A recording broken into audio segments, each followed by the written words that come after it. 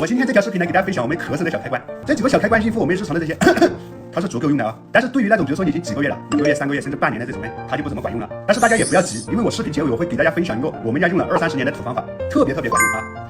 第一个开关在哪儿呢？第一个开关是我们的云门，就是用个手摸过去，这里有个坑，很好找啊。这样一摸过去，这里有个坑，不是去按它啊，光按没有用，你这样把手抠进去，中指抠进去，里面有一条小皮筋，跟一块小肌肉一样的，硬硬的。然后我们这样去抠它，去弹拨它，弹拨多久呢？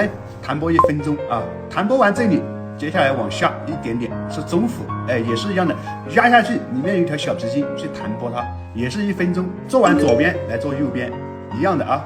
先从云门开始做，1分钟，中府1分钟。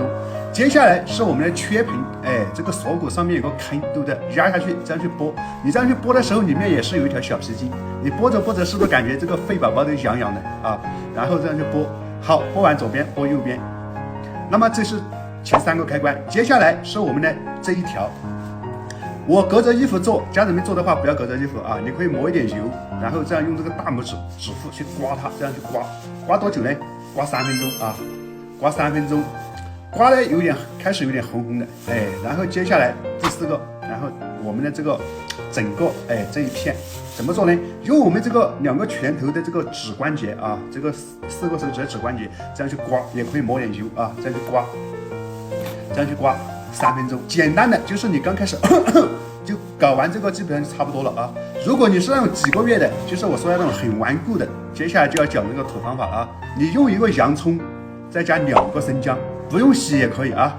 然后把它捣碎，知道吗？捣融之后，用这个砂锅，如果实在是没有砂锅，用铁锅也可以，用锅把它炒热，但是不要炒熟啊，炒到烫手就可以了。然后找一块纱布或者说无纺布铺在我们背上。把这个东西它均匀的铺在我们的背上，把这个敷在我们背上之后啊，用保鲜膜包起来，包到它冷了就可以了。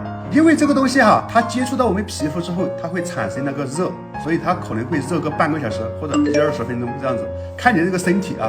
然后等它冷了之后揭掉就可以了。如果揭掉了之后你轻松了，然后就可以了。如果是还没轻松，那么你就隔2个小时再包一次啊。一般来说这个方法一用啊，基本上就 OK 了。